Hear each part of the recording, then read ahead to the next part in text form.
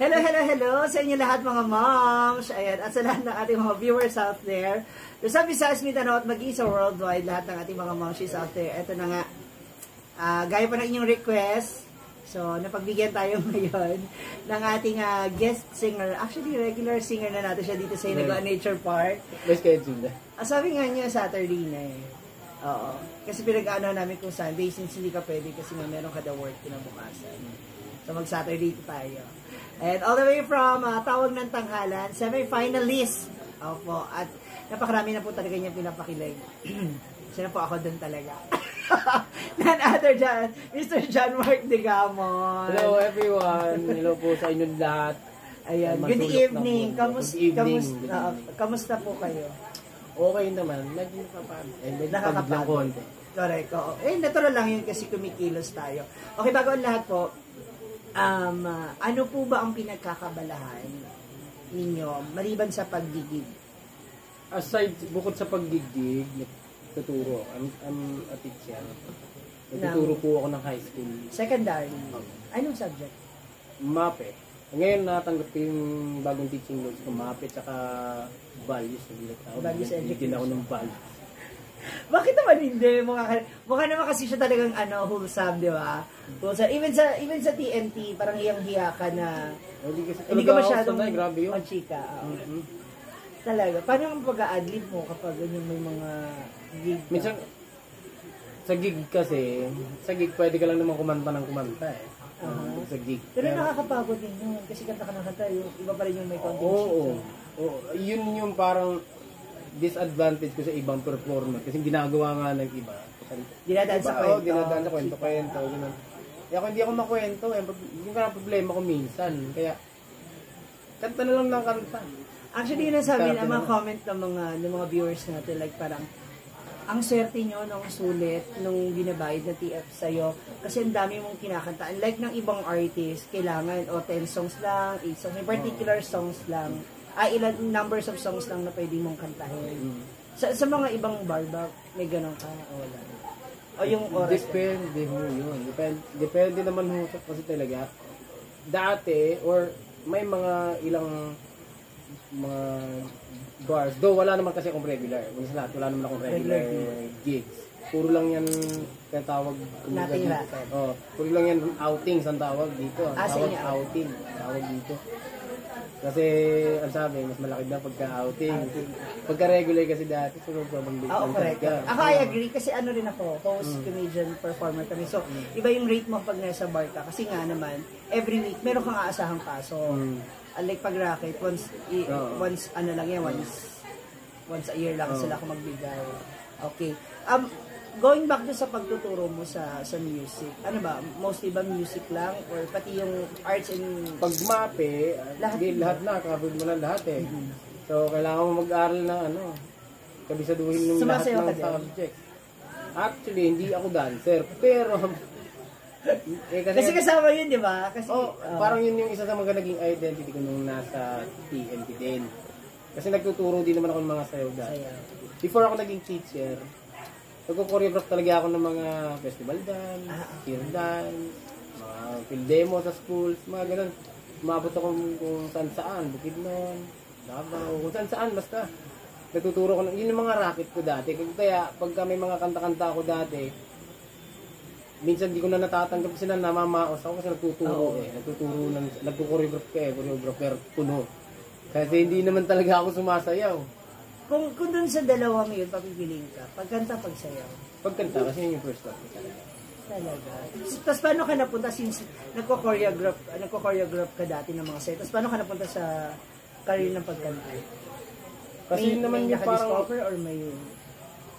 So, kumakanta naman na kasi ako sa schools. Kasi medyo late bloomer nga ako sa secular na part of singing. Kasi ako, nag-start akong kumanta simbahan, pastor papa ko eh. O kaya kumakanta ako sa simbahan. Bawal akong kumanta ng love songs dati. Bawal akong kumanta ng secular songs. Okay. Tapos nung nag-high school ako, syempre, nakiusap ako sa papa ko, pwede ba akong kumanta ng love song? In-screen pa yung love song sa'yo, ano ba kakantahin mo? Titingnan pa yung lyrics, ganun yan sa high school.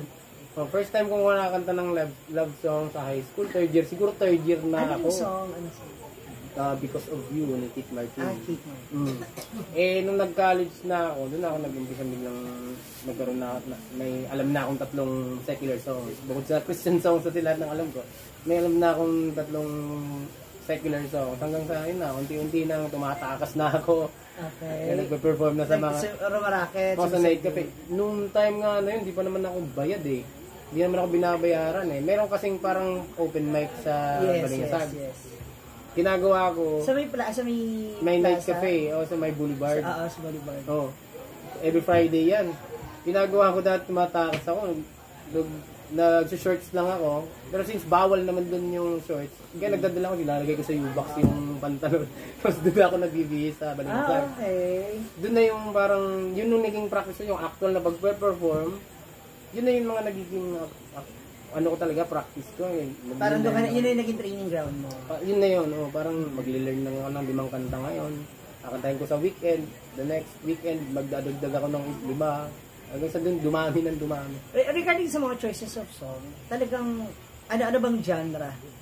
Ang ano mo? Kasi since acoustic, actually may mga binabalik ang songs, which is, I think, isa rin talaga sa naituro at na-enhance sa inyo sa TNT. Kasi diba, like yung kaninang kinanta mong rock, yung sa banda, Thank You for Loving Me, ginawa mo siyang acoustic version. Wala kang choice eh. Kapag ka nag-acoustic ka na, kailangan mo ng... At least. Oo, kailangan mo ng gawa ng paraan eh.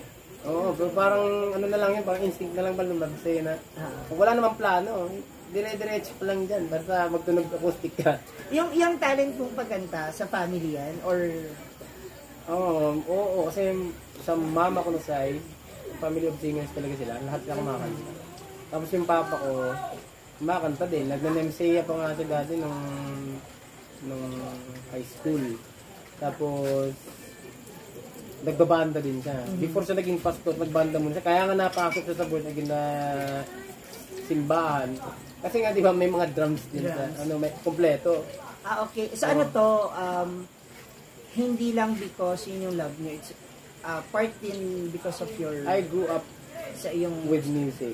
I grew up listening to my parents na kumakanta talaga. Yung nagigitara si Papa, kumakanta si Max, silang dalawa nagbiduet. At saka kagandahan kasi, nandun si God, yung process ng pagpasok mo, dun sa love mo, nandun yung help nila. And your parents.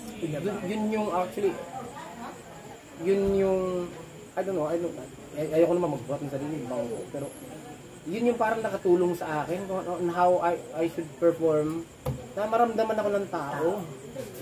Kasi iba pagka sa simbahan eh. Pagka kumakanta ka sa simbahan, hindi lang kanta yan ng kanta dyan. Oo, kailangan pinagdasal mo yung ginagawa mo. Ganun. Because we're praising our Lord. Diba? O, diba nga, last kaya kapag ka nagpe-perform ka na sa labas, kung saan-saan, mabibit-bit mo. parang yung tao, parang parehas lang naman yung boses, parehas lang naman yung, parang iba. That's why, sinabihan ka nga ni Meme Vice, diba? Na kung ikakasal siya, ikaw ang kakanta sa kasal. Naalala ko nga yun eh, pero parang kinasal na yan. Kinasal siya. That time kasi may COVID, so, diba? Ay medyo mahigpit pa, tsaka sa US sila, malang ticket. Malay mo, pag nandito na, may base, baka naman daw. Okay, meron pa, maraming nagtatanong at alam ko, very curious din ang lahat, no? Ikaw daw ba ay may asawa na o may girlfriend na? Actually, wala pa naman akong asawa, pero may girlfriend ako. Sa ngayon, may girlfriend ako. Okay. Gano'n na kayo katagal? 1 year naman. Iiyak. Umarte sa vlog. 1 year na kayo. Talaga? Taga dito rin siya? Manila. Narinig ko na. Mukhang nag-comment siya sa live ko. Kung ikaw ba yun, paki-comment. Actually, dami nagko-comment eh. Oo. Dami mong asawa sa live. Yun na sabi mo. Ang dami. Sabi ko, ang daming asawa. Pero isa lang naman yung ginrate ko dun, di ba? Nasa Manila siya. Oo. Okay. Tapos bigay mo na lang sa akin yung address, ma'am. Ay, bakit? 1 year na kayo. Bakit magkahiwalay? Okay lang malaman ba? Taga dun talaga siya. Doon kayo nakakilala? From TNT mo? Sa totoo. Ganun ko lang sasabihin to, be. Ay? Sa totoo lang nagkakilala kami sa TikTok. Okay, so Nung medyo tumaas ng konti yung following ko sa TikTok. Doon na nang parang may mga nakikita na akong nag-comment doon. May mga kumbaga dumami na yung nagpa-follow. Pero ako, hindi naman ako pinalo nito. Ako yung nag-follow eh. Ako yung nauna. Ako yung nag-message. So, madaling sabi ko talaga yung na-attract sa kanya. Oo. So, nagti-TikTok siya, sumasayaw siya, kumakanta rin. Masayaw. Okay. So, sige. Mukhang pretty ito. Pwede mo ba siya sa aming i-describe? Gaya, sige. Kasi alam ko for sure to mga nanonood sa ating mga marites, ako curious kung ano itsura niya, gano'n. Physically. Post ba ganda? Maputi. Sexy ba siya? Chubby? Long hair? Sexy. May checklist? Okay, lahat tayo hindi kasalungan tayo. Mahababok. Mahababok din yun. Mga dito yan. Ano to, artist sketch? Oo, artist sketch kasi meron tayong mga kaibigan from NBI. Tsaka yung mga marites natin sa likuran mo, nakaabang din sila. Hindi, ayun nga. So, ayun na nga, sa lahat ng ating mga viewers out there, abangan nyo po si John Mark every Saturday dito po sa Hinaguan Nature's Park sa Farm ni Brand Damage. And of course, sa kanyang YouTube channel, active pa ba yun? Kasi in-stock ko ng ilang beses. Wala yung ibang months ago na Oo, actually, yun na nga yung problema ko kasi di ako masyadong nakakapag-upload sa TikTok, sa YouTube. Pero, tutuloy ko naman yun talaga. Muli sa inyo lahat, maraming salamat sa patuloy na panonood kay John Mark and nako, congratulations sa'yo. Every week, simula nung first week na nag-meet tayo, importante pataas yung mga natatanggap mong blessings from them. So, maraming salamat din sa inyong mga suporta sa kanya, sa pagbibigay nyo. Ang daming nahuhook sa boses mo, the way you sang. And I know everyone will agree na talagang napakahusay mong mga awit. If ever ba may chance ka pa ulit na sasali sa... Tinawagan naman ako nung... Hindi kasi tinawagan ako nun Pero yun nga, na tumiming yun na fiesta sa Laguna. Marami kami activities. Mapipicture ako So yun, hindi na talaga ako nakahabol. Inaabot. Malay mo may ibang time for that para sa'yo. Ayan. Again, maraming salamat po sa inyong panonood. And thank you, John Mark, sa pagpapaunlak sa ating vlog at interview na ito. Muli, this is Ma'am Shi G together with John Mark. God bless everyone. Thank you for watching. It's DJ.